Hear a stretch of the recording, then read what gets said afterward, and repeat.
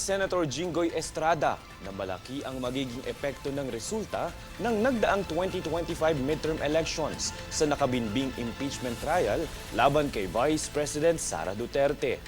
Sumang-ayon naman dito si Senator Joel Villanueva at sinabing dapat balansehin ng incoming senators ang kanilang responsibilidad bilang legislators at bilang impeachment judges. Nakatakda namang magpatuloy ang sesyon ng Kongreso sa June 2 kung kailan formal na magpupulong ang bagong Senate lineup bilang impeachment court.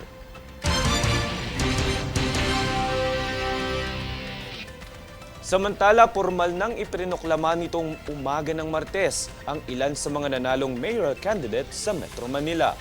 Kabilang dito ang mga incumbent mayors na sina Vico Soto ng Pasig City, Francisco Zamora ng San Juan City at Imelda Emi Calixto Rubiano ng Pasay City.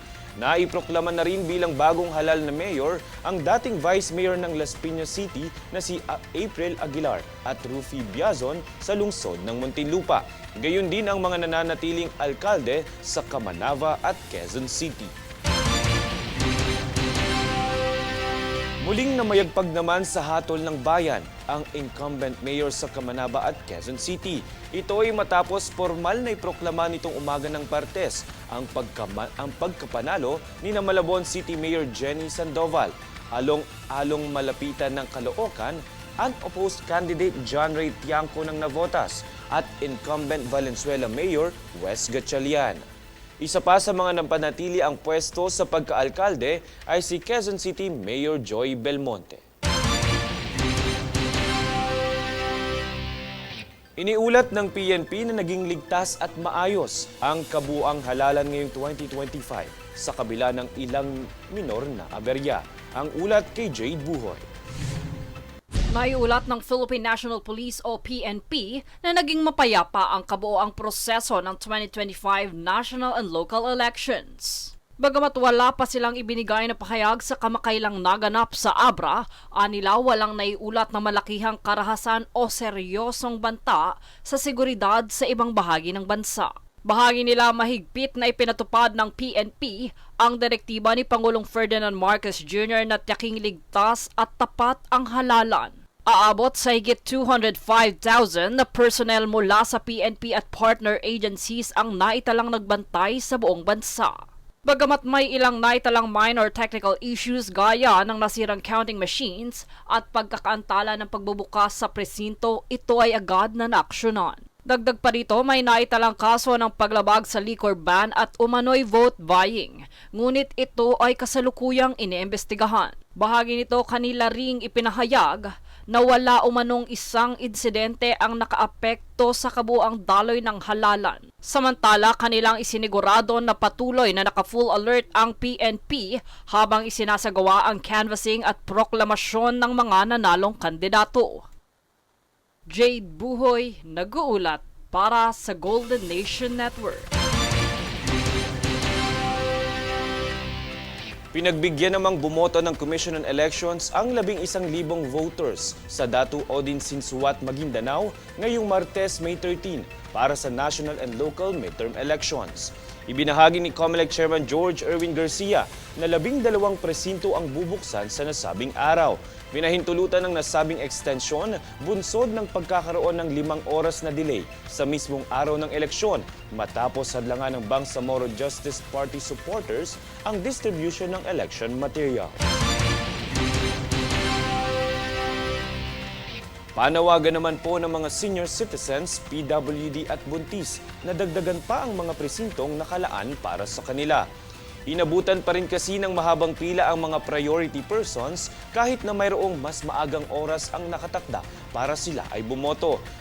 Kadalasan kasing reklamo nila, mahigit 2 hanggang 3 oras ang kanilang ipinila sa pagboto. Kaya bukod sa pagdagdag ng presinto, panawagan din nila ang mas mabilis na proseso.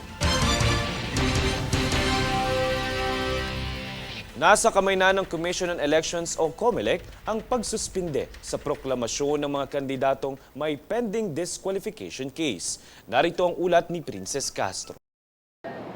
Ilang electoral candidates na may pending disqualification case ang maaaring suspendihin ng Commission on Elections o COMELEC sakaling sila ay maiproklama.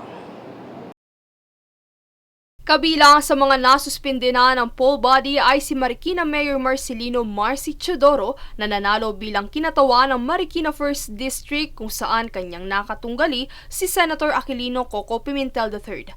Una nang inisyuhan ng poll body ng isang show cause order si Chodoro at kanyang asawa na si Marjorie Ann Maan Chodoro dahil sa vote buying at abuse of state resources na siyang pinabulaanan nito. Sa ilalim ng paglabag na ito ay ang mga obserbasyon na may mga ilang individual na namamahagi ng mga sobre na naglalaman ng tig-1,000 piso na nakastaple sa mga campaign flyer. Sa ilalim ng Section 261 ng Omnibus Election Code ay pinagbabawal ang anumang uri ng pagbili ng boto, pag-aalok o pagbibigay ng pera o di kaya naman ay anumang bagay na may halaga upang himuki ng mga botante na suportahan ang isang partikular na kandidato. Sa kabilang banda, naghain naman kamakailan si former City Hall employee Vic Baral ng isang diskwalifikasyon laban kay re-electionist Pasig City Mayor proclaimed Vico Soto na kanyang inakusahang sangkot sa vote buying bunsod ng pamamahagi ng mga cash allowance sa mga scholar ng lungsod. Anya, ito ay malinaw na paglabag sa 45-day ban ng COMELEC hinggil sa pamamahagi ng tulong pinansyal sa panahon ng kampanya. Paglilinaw naman ni Soto na ito ay bahagi ng Pag-asa Scholarship Program ng Pasig para sa voucher ng mga mag-aaral ng pribadong kolehiyo at universidad ng lungsod, financial assistance ng mga Pasigueño learners at educational assistance for special education and non-grader students.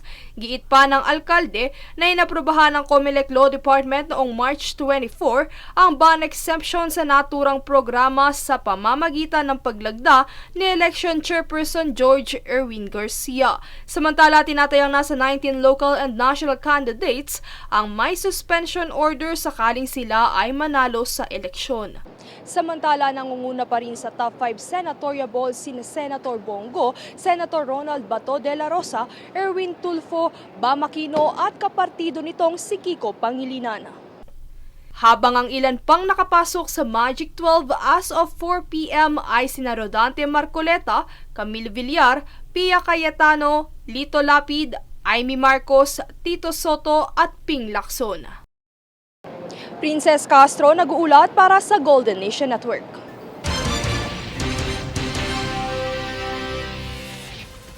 Susunod sa News Force. Representative Brosas isinusulong ang manual count voting. Insidente ng suntukan mula sa mga taga-suporta ng lokal na kandidato na iulat sa Sulu at Tawi-Tawi. 28 kaso ng vote buying tinubunan ng PNP upang maaresto ang mga sospek. Manatiling nakatutok para sa higit pang mga balita sa pagbabalik ng News Force.